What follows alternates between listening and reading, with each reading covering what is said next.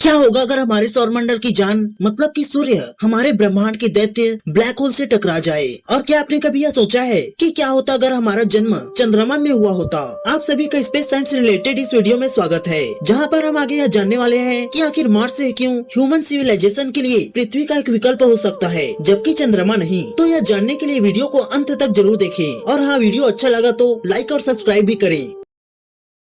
तो दोस्तों, अगर ब्लैक होल और सूर्य आपस में टकराते हैं तो इसमें कोई शक नहीं कि ब्लैक होल सूर्य को अपने अंदर खींच लेगा। लेकिन आप यह सोच रहे होंगे कि ब्लैक होल सूर्य को एक ही झटके में अपने अंदर खींच लेगा, लेकिन ऐसा नहीं होगा, बल्कि ब्लैक होल की भारी भरकम ग्रेविटेशनल फोर्स सूर्य के मैटर को धीरे धीरे अपने ओर खींचने लगेगी, ठीक ऐसे ही जैसे उनके गोले से एक धागा। और ब्लैक होल हमारे सूर्य के अंदर से सारे गैस को अपने अंदर खींच लेगी। सूर्य की यह तबाही तब तक जारी रहेगी जब तक हमारा यह तारा पूरी तरह से नष्ट नहीं हो जाता, जिसके बाद सिर्फ गैस का बादल ही बचेगा। इस बादल के पूंछ का आखिरी हिस्सा भी ब्लैक होल में खींचने के कारण बचा रह जाएगा, लेकिन इससे हमारे सौरमंडल की रोशनी का सोर्स खत्म नहीं होगा, बल्कि ब्लैक होल खुद रोशनी का सोर्स बन जाएगा और वह सूर्य की जगह ले लेगा, जिससे निकलने वाली रोशनी सूर्य से भी लाखों गुना ज्यादा होगी।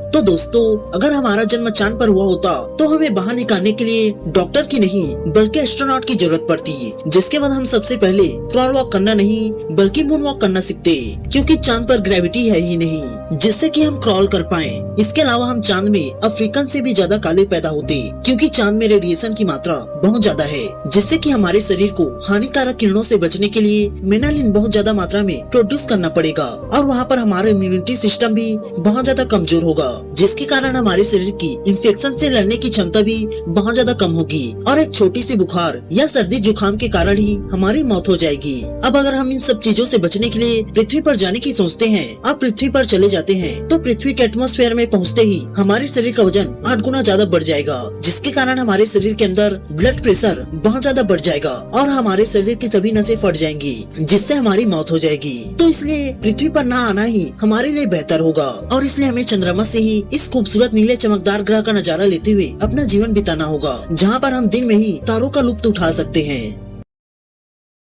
आखिर क्यों एलन मस्क मून की बजाय मार्स पर जीवन बसाना चाहते हैं? तो चलिए इसके पीछे का कारण जानते हैं। तो दोस्तों, पृथ्वी से मून की दूरी 3,84,000 किलोमीटर है, वहीं पर मार्स की दूरी 5 करोड़ किलोमीटर है, जबकि हमें पृथ्वी से मून तक पहुंचने में 3 दिन का समय लग जाता है, और इसके विपरीत हमें मार्स तक पहुंचने में 6 महीने से भी ज्यादा का समय लग जाता है। फिर भी हमने मार्स को ही चुना, क्योंकि अगर फ्यूचर में कोई बड़ा मीटियोराइट पृथ्वी से टकरा जाता है या फिर हमारी पृथ्वी पर गामा रेस किरणों की बौछार होती है, तो इसकी खूब संभावना होगी कि मून को भी अपने चपेट में ले ले, क्योंकि मून पृथ्वी के बहुत ज्यादा पास है, तो इसलिए मार्स इसमें बेस्ट है। इसके अलावा मून एक बहुत बड़ी सिविलाइजेशन के रहने के लिए छोटी पड़ सकती है, और न ही यहाँ पर कोई एटमॉस्फेयर मौजूद है, जबकि वहीं पर मार्स पर थोड़ा ही सही लेकिन एटमॉस्फेयर मौजूद है, जिसे बाद में टेराफॉर्म करके रहने लायक बनाया जा सकता है। और तो और मार्स में मून के मुकाबले रिसोर्सेज भी ज्यादा है, और मार्स की ग्रेविटी भी मून के मुकाबले ठीक ठाक है, तथा सबसे बड़ी बात, मार्स पृथ्वी के जैसे ही हैबिटल जोन में है, जहाँ पर पृथ्वी के समान ही दिन रात होता है।